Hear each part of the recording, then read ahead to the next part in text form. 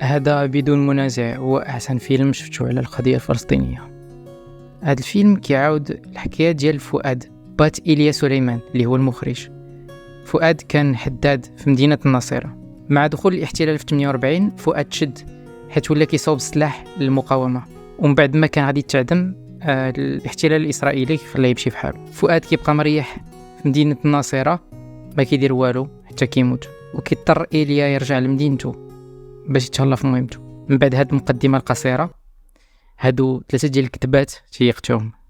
أول كتبة هي هادي باش هي الحكاية ديال الفيلم، حيت إيليا ما كيعاود الحكاية ديال هاد الشخصيات بالضبط. هاد خينا كيعاود الحكاية ديال فيلاج على خطو، كيدير ليها كيحط كل مجموعة من الشخصيات في طابلو قدام كاميرا فيكس، كيبقى يرجع لهم كل مرة باش يورينا فين وصلوا في حياتهم. وهاد البلان كيمكنك تتبع عشرات الشخصيات في نفس الوقت وهو كيعطيهم نفس الأهمية. وحيت الشخصيات كلها زوينة ومريقلة كتلقى راسك كل مرة كتبسم فاش كتشوفهم قدامك في ليكران، بحال شفتي داك عمك مسطي ولا ديك خالتك المصرفقة اللي شحال هادي ما جمعتك بهم الايام. ثاني كذبة هي الحكاية ديال الفيلم ما فيهاش البكا والنواح والدموع والخنونة كما غتكون كتخيل. وانا اللي كذب عليك هو اللي كتب لاباج ويكيبيديا بالعربية ديال الفيلم واللي صنفوه كفيلم درامي.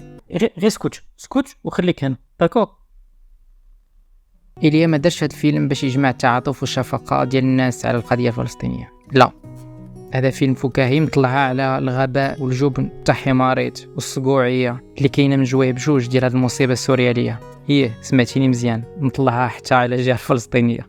اولا حيت فلسطيني وكيعاود حياته دونك دخل سوق، وثانيا حيت الحمير والشميت كاينين في جويه بجوج عند الظالم والمظلوم. وكما كيقول المثل It may take one to lose but it takes two to tango. وإلا ما عجبكش الحال كل مرة يوريك إيليا طابلو فكاهي كيخرب الضحك تفكر باللي انت اللي كتقرر واش تضحك ولا تبكي.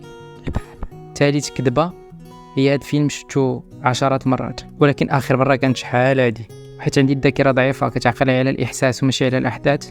يمكن نكون كنخور شوية في هاد الفيديو.